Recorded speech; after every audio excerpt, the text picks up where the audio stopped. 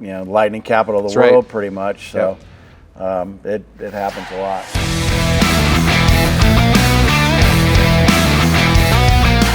Hey everybody, thanks for joining us. I got Jake Hill, Director of Boat Insurance from New Coast, one of our partners. What are the most common causes of claims?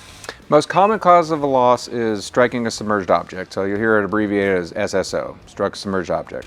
So you hit a log, you hit a rock, you hit a reef, whatever it might be, it'll ding the prop, it'll rip off a lower unit. That is by far the most common claim. Fortunately, it's a relatively quick and easy claim to repair.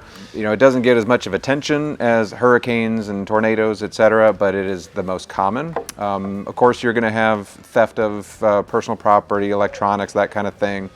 Again, hurricanes get the most amount of attention. They're going to have the largest dollar value of payouts for the insurance companies, but since hurricanes are isolated to certain areas of the country, there's not as much frequency there.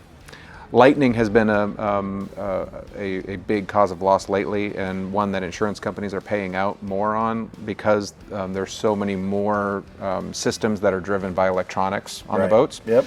So a boat gets struck by lightning, it typically has a much higher value of a payout than it has in years past. Where we are, it's, lightning capital of the world, pretty much. So it happens a lot. So, and like you said, experience here, our service techs and stuff like that got to go through, and lightning strike just kind of goes through everything. Yep, so no doubt. You got to check it all out. So, hey guys, we're going to wrap up this episode, but I want to thank you for tuning in and watching. Leave your comments in there. Thanks again. See you guys out on the water.